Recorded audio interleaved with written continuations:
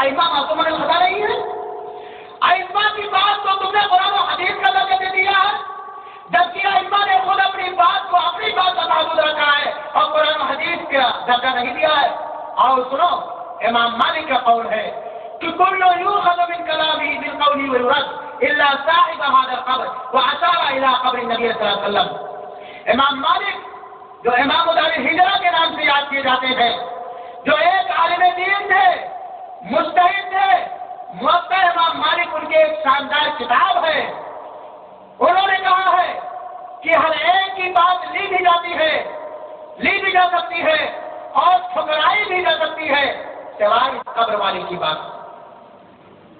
یعنی اور وہ اشار الی قبر نبی صلی اللہ علیہ وسلم، اور نبی کریم صلی اللہ علیہ وسلم کے قبر کی طرف آپ نے اشارہ فرمایا کہ یہ ہستی جو سو رہی ہے، جو دین مکمل ہونے کے بعد اٹھا لی گئی، اس کی بات ٹھکرائی نہیں جا سکتی،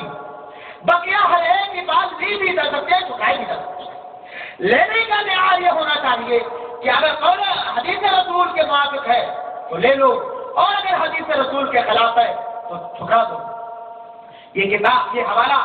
آپ کو، یہ کتاب یہ ملے گا، یہ قول حقیقت مرتب کیا ہے، اور اقد الجیز کے اندر یہ آپ کو یہ چیز ملے گی، صفحہ 74 اور 75 کی بحث۔ کی کتاب ہے اقد الجیز، اس کے اندر یہ بات ملے گی۔ امام احمد بن حنبل، آئیے ہمارے امام اعظم رحمۃ اللہ علیہ نے کیا کہا ہے، اور امام اعظم اس لیے کہا جاتا ہے کہ تمام ائمہ میں وہ بڑے تھے، عمر کے اعتبار سے مجتہد تھے، اس لیے کچھ لوگ ان کو امام اعظم کہتے ہیں۔ امام اعظم سن 80 ہجری میں جن کی پیدائش ہوئی اور جن کی وفات سن 150 ہجری میں ہوئی ہے۔ دوستوں، سن 80 ہجری میں ہمارے امام رحمۃ اللہ علیہ پیدا کیے گئے، اس سے پہلے کس امام کی بات مانی جاتی تھی؟ قرآن و حدیث نا، قرآن و حدیث نا، یا قرآن و حدیث سے جو مسئلہ نکلتا تھا، گویا آپ فیصلہ کر سکتے ہیں کہ کون پہلے ہے کون بعد میں، للعقل تفصیل اشارہ۔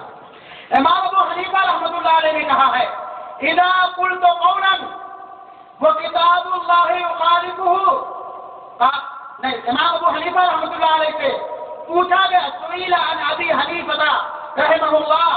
اذا قلت قولا وکتاب اللہ یخالفہ قال اترکوا بکتاب اللہ، کہ اے امام اعظم امام ابو حنیفہ رحمۃ اللہ علیہ، اگر آپ نے کوئی ایسی بات کہہ دی ہے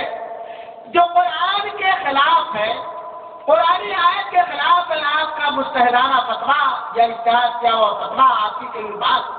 تو اس سلسلے میں آپ ہمیں کیا آدیش دے رہے ہیں، کیا حکم دے رہے ہیں؟ آپ نے کہا امام تھے نا، امام تھے، اللہ کا ڈر ان کے دل میں تھا، اللہ کے نیک بندے تھے، متقی بندے تھے اور عالم دین تھے، انہوں نے کہا اترکوا بکتاب اللہ، میری بات کو اللہ کی کتاب کے آگے پھینک دو، یعنی میری بات کو چھوڑ دو اور اللہ کی بات کو لے لو۔ ایک مجتہد، ایک عالم دین، ایک فقیہ، ایک مدبر یہی بات کہے گا کہ جب ہمارا کوئی اجتہاد، ہمارا کوئی مسئلہ، ہمارا کوئی فتویٰ فرمان رسول کے خلاف ہو تو فرمان رسول کے لو لو، اس لیے کو معصوم الخطا تھے، ان کے پاس وحی آتی تھی، وہ ان کو تصدیق کا حق حاصل تھا، اور میں تو انسان ہوں، ان کے حدیثوں کے درمیان سے مسئلے نکالنے کی کوشش کر رہا ہوں، اجتہاد کر رہا ہوں، میرے دور میں اتنی کتابیں بھی نہیں، لائبریریاں بھی نہیں، اور تحصیل علم کے اتنے وسائل اور ذرائع بھی نہیں، میں انسانوں احادیث رسول کو سامنے رکھ کے اجتہاد کرتا ہوں، میرا اجتہاد خطا ہو سکتا ہے، لہذا میری بات کو کتاب اللہ کے آگے ایسا نہ کرو، میری بات مانو، کتاب اللہ کو چھوڑو۔ پھر پوچھا کہ فقیر اذا کان خبر رسول خالف، اگر رسول اکرم صلی اللہ علیہ وسلم کی کوئی خبر، کوئی حدیث، کوئی اثر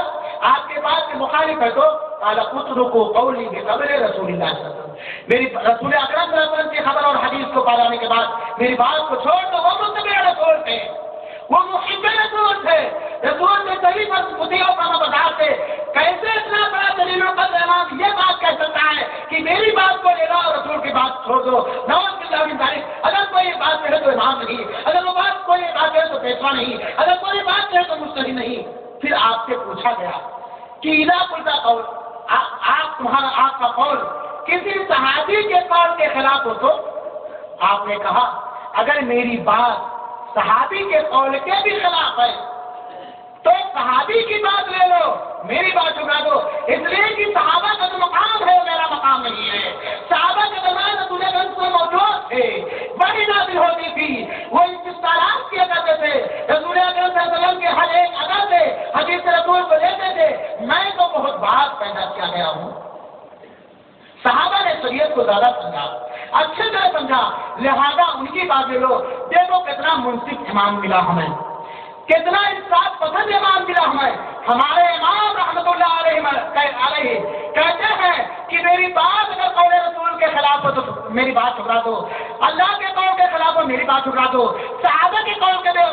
خلاف ہو تو ٹھکرا دو، اور اللہ اس کے رسول اور صحابی کی بات کو لے لو۔ یہ بھی آپ کو بات ملے گی حقیقت الفقہ کے اندر صفحہ 59 کے اندر، جو اسلم جیراج پوری کی کتاب ہے، اور انہوں نے احالہ کیا ہے دوستو، اور ساتھ ہی ساتھ اس کا احالہ آپ کو البانی صاحب کی چند کتابوں میں مل سکتی ہے۔ امام شافعی رحمۃ اللہ علیہ نے کیا کہا ہے؟ امام شافعی رحمۃ اللہ کہتے تھے، وہ کہتے تھے کانا یقول اذا صح الحدیث فهو مذهبی، جب کوئی صحیح حدیث مل جائے وہی میرا مذہب ہے، کوئی صحیح حدیث مل جائے وہی میرا مذہب ہے۔ وَإِذَا رَأَيْتُمْ كَلَامِي يُخَالِفُ الْحَدِيثَ فَاعْمَلُوا بِالْحَدِيثِ وَاضْرِبُوا بِكَلَامِ الْحَائِطِ، اور جب تم دیکھو کہ میرا کوئی قول حدیث رسول کے خلاف ہے تو میری بات کو دیوار پر مار دو اور فرمان رسول کو لے لو۔ یہ امام شافعی جن کی کتاب الام ہے۔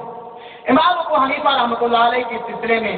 علماء کرام نے بات ذکر کی ہے، ان کی کوئی خاص کتاب نہیں تھی، موقع نہیں ملا، اتنے وسائل نہیں تھے۔ ایک مسند ابی حنیفہ کے نام سے انتساب کیا جاتا ہے، لیکن انتساب صحیح نہیں ہے۔ البتہ امام شافعی کی بہت ساری کتابیں ہیں اور الام ان کی ایک معینات کتاب ہے۔ امام احمد بن حنبل رحمۃ اللہ علیہ نے کہا، جنہوں نے مسند احمد بن حنبل تعریف کی، مسند امام احمد بن حنبل ایک حدیث کی کتاب ہے، وہ کہتے ہیں من رد حدیث رسول اللہ فهو على شفا حلقۃ، جو شخص رسول اکرم صلی اللہ علیہ وسلم کی کوئی ایک صحیح حدیث ٹھکرا دے وہ ہلاکت کے دہانے پر ہے، وہ ہلاکت کے دہانے پر ہے۔ دوستو رسول اکرم صلی اللہ علیہ وسلم کے ایک حدیث کو ٹھکرانا اپنے آپ کو ہلاکت کے دہانے پہ پہنچانا ہے۔ اب آپ اور ہم خود اندازہ کریں، ہم نے توحید کے بارے میں قرآن آیات اور حدیث سنا، اطاعت رسول کے بارے میں چند آیات اور چند حدیث میں نے سنی، ائمہ کرام کے باتیں اور ان کا قول بھی سنا، تحقیق کر سکتے ہیں۔ اب آپ خود فیصلہ دے سکتے ہیں کہ ہماری نجات، ہماری فلاح و بہبودگی، ہماری کامیابی کس کی اطاعت کرنے میں ہے، کس کے ساتھ کارروائی کرنے میں ہے۔ ایک منصف آدمی، عصبیت کے عینوں کو اتار کر رکھ دینے والا آدمی، حقیقت پسند آدمی،